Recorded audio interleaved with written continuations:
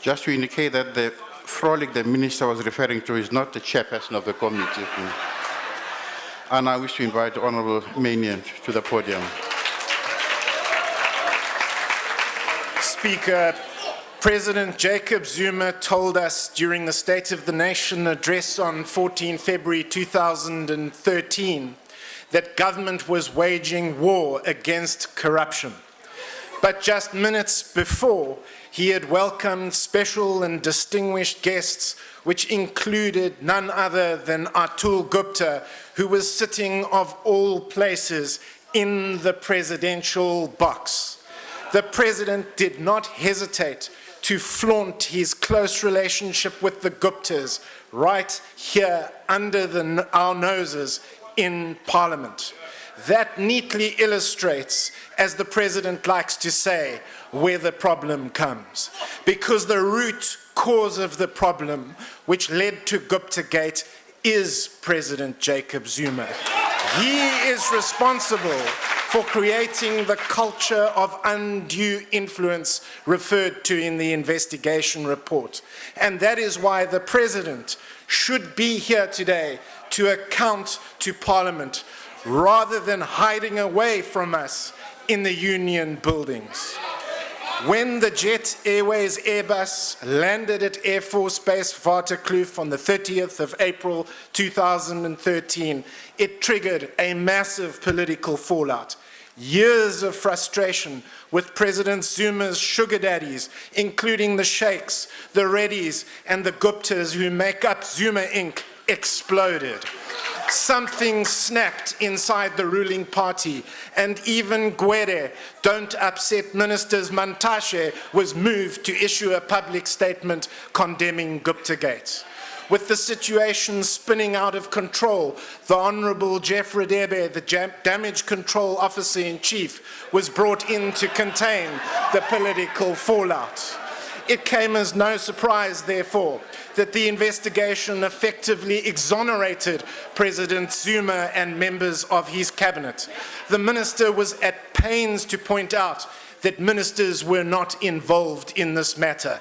Well, the fact is nobody believes that not one minister knew anything about 3 fixed-wing aircraft, 7 helicopters, 88 vehicles, and 490 personnel supporting a private function from Air Force Base Waterkloof.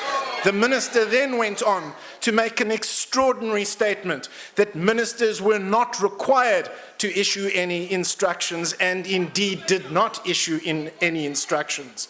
But had clear instructions been issued, there would have been no Guptagate. The Minister of Defence received a request from the Gupta family to use Air Force Base Waterkloof, and to her credit, the minister turned down that request. But then the minister failed to inform the Secretary of Defence and the Chief of the Defence Force of her decision. We have to ask, in what kind of country does a private individual telephone a minister and request landing rights at a strategic military base? And we also have to ask ourselves, in what kind of country does a minister turn down such a request and then not officially communicate the decisions to senior officials in her department? The minister evidently needs to be reminded that she runs a State Department, which is responsible for the defense of this country, not a spaza shop. Had the minister taken action and issued clear instructions, the Jet Airways Airbus would never have landed at Air Force Base Waterkloof, and there would have been no Guptagate scandal. There is, Speaker, a widely held perception that when the Guptas say jump, the President says how high. So why are we surprised then when the Guptas said jump, some senior officials said how high? We cannot sit back and allow ministers to get off the hook by hanging out a few rogue officials to dry. Ministerial heads must roll. And that is why we have requested the Public Protector to conduct an independent investigation into Guptagate. We need to know what the President knew, when the President knew it, and what he did about it. And we need to know what ministers knew and when they knew it, and what they did about it. Because in the end, ministers are responsible and ministers must be held accountable. If the minister was really serious about ensuring that such a situation never happens again, then the final report of the investigation should have read something like this. Name, Honourable Nosiviwe Mapisa Nkakula. Position, Minister of Defence and Military Veterans. Charge, incompetence.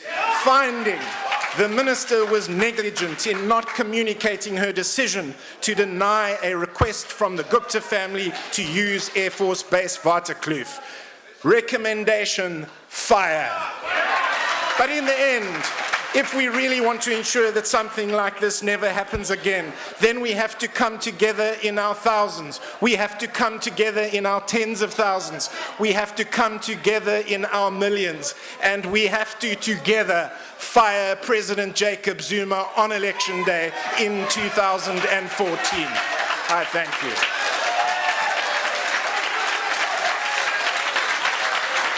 I thank the honourable member.